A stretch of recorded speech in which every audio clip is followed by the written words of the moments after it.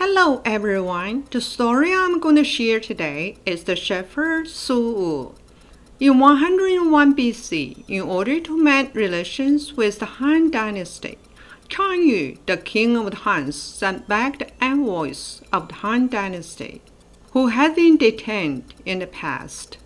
In response to this situation, Emperor Wu of the Han Dynasty decided to establish a policy of peace alliance with the Huns in return to Chinese goodwill.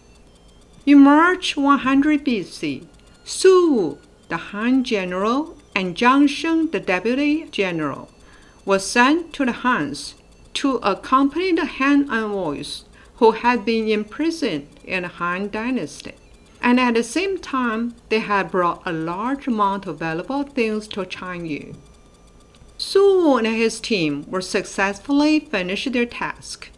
However, on the eve of their return back, Zhang Sheng, the deputy ambassador, planned to take the opportunity to kill Wei Lu while Chanyu was out hunting, because he had been plotting with some Han people who had earlier surrendered to the Huns.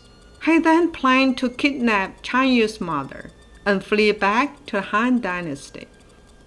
When Chanyu discovered this nefarious plot, he was furious and armed with swords and warriors. The Huns and Han Dynasty clashed once again. After bloody killing, Su Wu and others were all arrested. Zhang Sheng surrendered to the Huns. Chanyu said to Su Wu, "If you are willing to surrender, I will forgive you, and the past will not be held accountable." Su Wu replied, "Although I was not part of the plot to kidnap your mother, I feel that I should be responsible for what Zhang Sheng did, but I will never surrender." Later, Chanyu asked the former Han Dynasty general Wei Lu, who had already switched allegiance to the Huns, to advise Su Wu to also switch allegiance. Su Wu firmly refused. When Wei Lu took a knife out and threatened to kill him, Su Wu stretched out his neck for him and waited for him to cut without any fear. This scared Wei Lu, and he quickly retracted the knife. Su Wu pointed to Wei Lu's nose and denounced him. "Wei Lu, you are an ungrateful traitor to the Han court. I will never switch sides." The Chinese saw that he was not going to be able to scare Su Wu, so he started to torture him.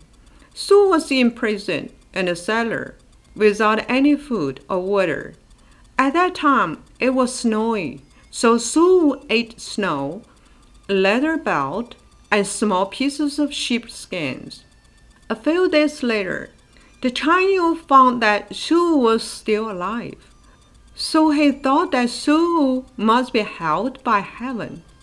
Thus, Chanyu took him out and tried to grant him the title of high official among the Huns, but Su refused again. Chanyu then had him sent to the North Sea to look after sheep. Su arrived in the North Sea region, but because Sir Chanyu had not given him any food, he had to eat wild vegetables and capture mice. However, he never forgot that he was an envoy for the Han Dynasty. During the daytime, he looked after the sheep as an envoy, and at night he slept as an envoy. He looked forward to the day when he would return to the Han Dynasty as an envoy. In the year 87 BC, Emperor Wu of Han died, and 8 years old Emperor Zhao ascended the throne. 2 years later, the Huns had a civil strife, and Chanyu was no longer able to fight the Han Dynasty. He again sent an envoy to the Han court and wanted to restore their relations. Emperor Zhao requested that the Chanyu send Su Wu back to the Huns. But the Huns lied to the Han envoy by saying that Su was dead. Later, the envoy found out Su was still alive, and he severely blamed Chanyu. "Our emperor shot a flying goose, and on its foot was tied strip of paper on which was a letter written by Su. In the letter, he said he was looking after sheep in the North Sea. You think you can trick us? The Chanyu heard this and was stunned. He said Su's loyalty even moved the bird. He immediately apologized to the envoy and promised to send Su back. Su was 42 years old when he left Han territory.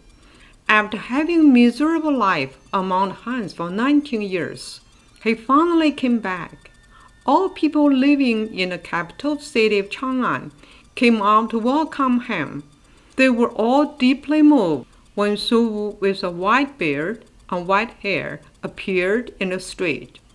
They all admired him and said that he was a real man. Su had the option to become prosperous and wealthy during his time with the Huns and join them, but he would rather be loyal to the great Han Dynasty, even if it suffered hardships. He didn't think twice about shepherding sheep in the desert during his prime years for the sake of national justice, but also gave him eternal respect and made him immortal. Thank you very much for listening to the story. More touching stories will be ready for you if you just subscribe it. Thank you again.